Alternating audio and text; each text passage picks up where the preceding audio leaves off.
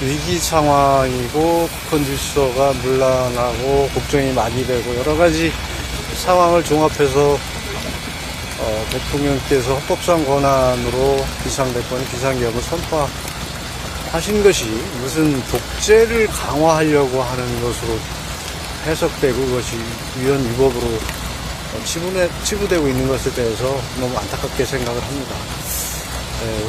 대통령은 정부 측에서 인정하듯이 전 국민의 투표에서 선출된 민주적 정당수의 최고의 위치에 있고 또 최고 권력자이고 국가 원수이고 행정의 수반입니다. 그분이 무슨 대란 목적으로 독재를 목적으로 했겠습니까?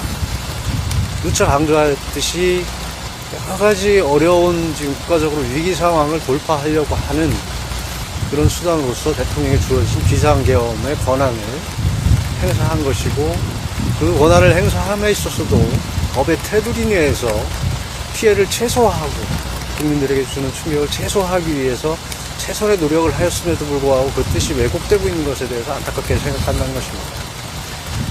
누차 강조했듯이 국무회의 당시에도 국무위원들이 우려를 표명했을 때 오래가지 않을 것이다 라는 말씀을 분명히 하셨고 실제로 일어난 일도 6시간 해제까지 또 해제 의결까지 하면 2시간 남짓 짧은 계엄으로 끝난 겁니다. 무슨 호소형 계엄, 좀 평화적인 계엄, 합법적인 계엄, 그리고 지금 위기 상황을 국민에게 알려서 위기를 탈피하고 북한 질서를 확립하려고 했던 그런 뜻에서 진행된 계엄이라는 것을 알 수 있음에도 불구하고 오히려 어떤 권력을 찬탈하려고 하는 세력들에 의해서 그 뜻이 왜곡되고 내란몰이 되고 어떤 탄핵몰이 되는 것들이 너무 안타깝다는 생각을 합니다. 오늘 헌법재판소가 수사기관 진술조서를 증거로 채택했는데 여기에 대해서는 어떻게 생각하십니까? 누차 얘기했지만 법률을 위반하면서 법을 집행할 수는 없습니다. 법치주의의 가장 기본은 법에 특히 명문 규정에 입각해서 해야 됩니다. 지금 헌법재판소에서 진행되고 있는 것은 명문 규정을 해석으로 하는 것도 아니고 정면으로 위반하고 있는 것입니다. 오랜 역사를 통해서 증거법칙이 왜 성립되어 왔고 더 강화되어 왔는지에 대해서 생각해 볼 필요가 있고 어떤 문명국가에서 모두 하나같이 그것을 왜 더 강조하면서 지키는지를 다시 한번 상기해야 된다고 그렇게 생각을 합니다. 오늘도 그 비상계엄의 필요성 관련해서 부정선거 얘기하신 것으로 알고 있는데요. 근데 제가 알기로는 23년 10월에 국정원 차장님께서 보고했던 것에서도 선관위의 보안 문제가 개선되었다는 보고가 올라간 것으로 알고 있고 또 사전투표도 독려하신 만큼 그것이 정말 부정선거에 대해서 진심으로 믿고 계신 것이냐 아니면 계엄의 명분을 확보하기 위한 것이다라는 의혹이 좀 있는 것으로 알고 있는데 그게 누차 설명을 드렸습니다. 부정선거가 있느냐 없느냐 하는 문제가 아니라 현실에서 선거를 둘러싼 국민 여론이 반반으로 나눠져 있다는 겁니다. 부정선거를 둘러싸고 끊임없이 부정선거를 주장하는 사람들이 있고 같은 증거를 놓고도 달리 해석하는 부분이 있고 실제 또 의혹을 제기함에 충분한 사항들이 또 발견되고 있습니다.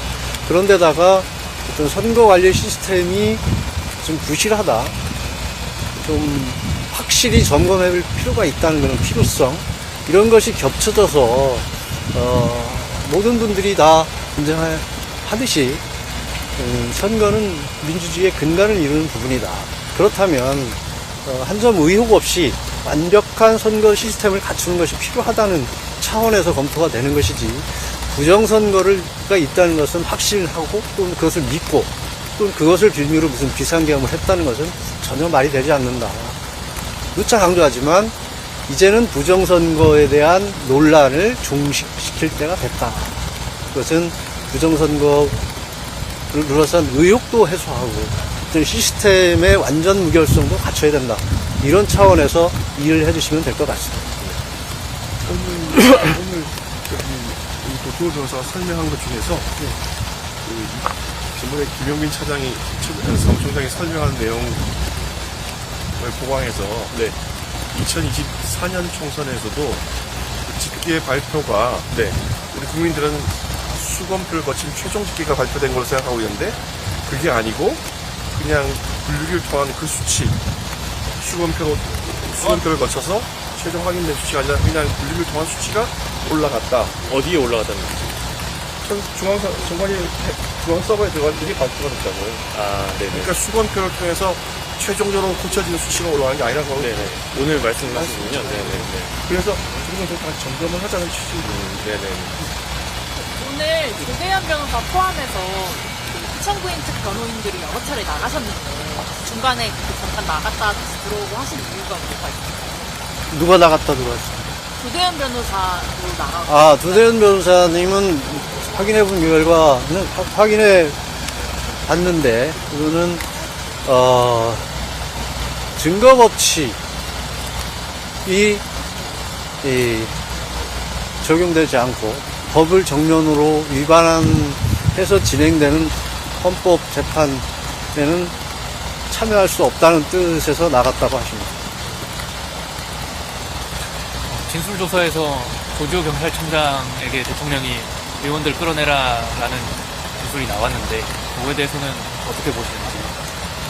우선 오늘 조지호 경찰청장의 조서는 인용되면 안 되는 부분이었습니다. 아직 증거조사가 이루어지지 않은 부분인데, 그 부분이 이미 이루어진 부분이어서 설명을 드린다면, 제가 조서를 검토해본 결과로는 그 부분에 대한 정확한 과정이 나타나 있지 않습니다. 수사기관의 조사는 6번에 걸쳐서 전화를 받았다는데, 끌어내라는 지시를. 근데 6번에 걸쳐서 전화를 받으면서 어떻게 설명을 하고 무슨 요구가 있었는지에 대한 설명이 없습니다. 과정이 전혀 없습니다. 조사에. 그냥 구청장, 아까 국회의원들 끌어내라, 불법이야, 이거만 있습니다. 근데 무슨 조사가 그런 조사가 있는지 우선 의심스럽고, 끌어내라고 하면 어떻게 끌어내라든지 왜 끌어내라든지 뭐가 있어야 되는데 그런 과정이 전혀 없고, 또 그거에 대한 조사기관에서 질문이 없습니다. 근데 그런 전화를 6번 연속 받았다는 게 저는 납득이 되질 않습니다. 그 조서 부분은 다음 길에 증인으로 나올지 안 나올지 모르겠는데 나오면 충분히 확인을 해봐야 될 상황이라고 생각을 합니다.